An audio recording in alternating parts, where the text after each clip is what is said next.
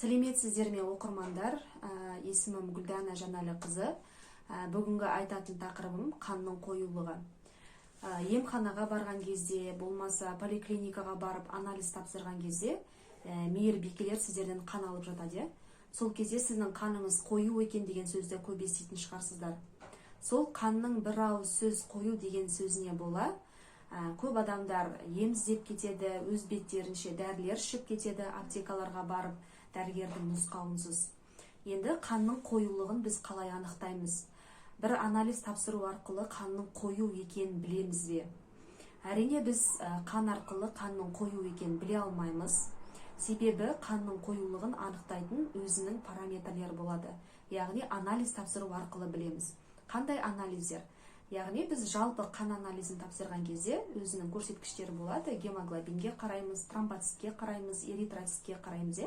Егер де соның өзінің нормадан жоғары болатын болса, онда біз қанның қоюлығын анықтаймыз. Енді қанның қоюлығы қандай жағдайға алып бару мүмкін? Яғни бұл тромбтардың түзілуіне алып барады. Тромб дегеніміз не? Яғни қанның қоюлығының нәтижесінде қандар тромб пайда болады, үйіп қалады. Және де ол барлық жаңағы қан тамырларда, мысалға бір қан тамырлардың қуысында орналасып қалады.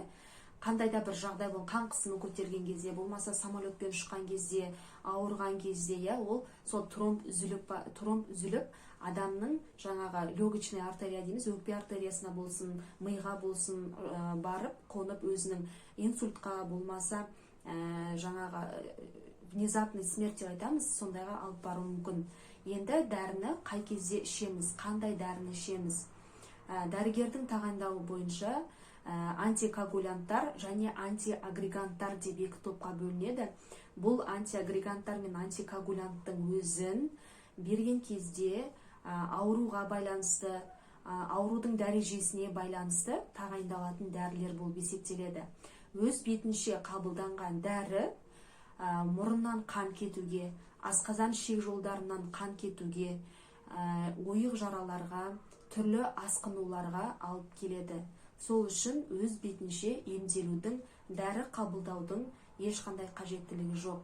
Қан ұйыды екен деп, әрбір аптекаға барып сұрап алудың қажеті жоқтығын айтқым келеді. Егер де сіздерге ұнап жатса, лайк, коммент басып кетіңіздер.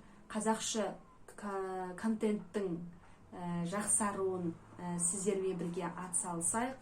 Лайк, комментарий күтемін сіздерден. Сау болыңыздар.